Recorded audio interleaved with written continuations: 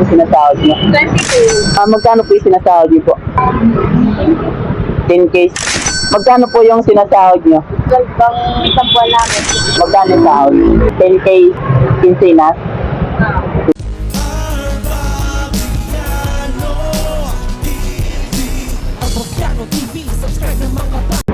Magandang araw po mga inaanak. Papasok na naman si Ninong sa work. Tara let's, samahan niyo ako mga inaanak.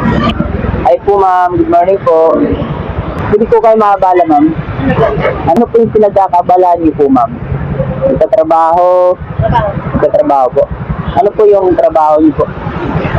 Paano po sa restaurant? Restaurant. Magkano yung sahod? Kuya? Magkano po yung sahod niyo? Mga 10 quincenas?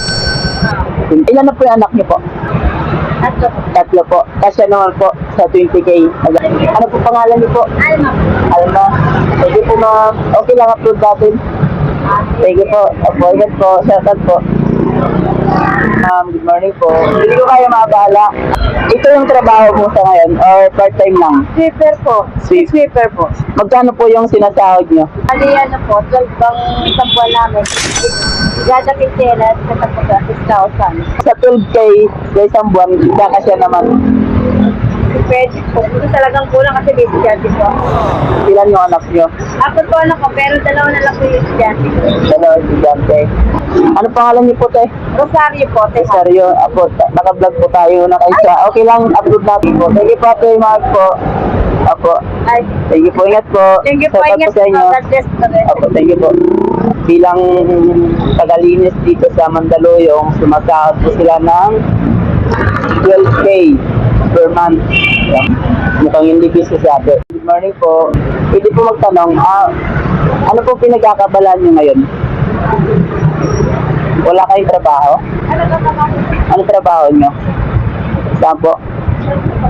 Sa loob sa bakery?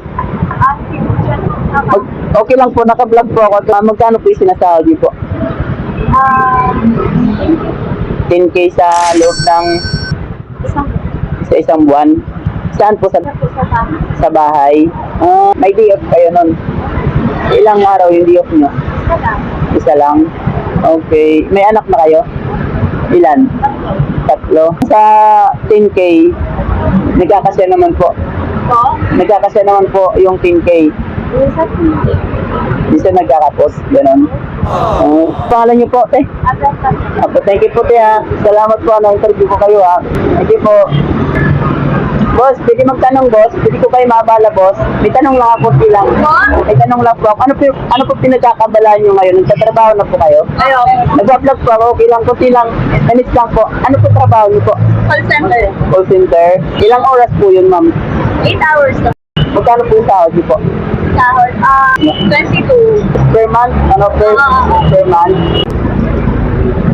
So, ayun po mga inaanak, bilang isang call center, sumasahod po sila ng 22K per month. Kayo po mga inaanak, ano po yung masasabi nyo sa sweldo nyo? Paki-comment po sa baba at kung nagustuhan nyo, paki-like, share, and follow. Paki-visit na rin po sa YouTube channel ko. Maraming salamat po mga inaanak.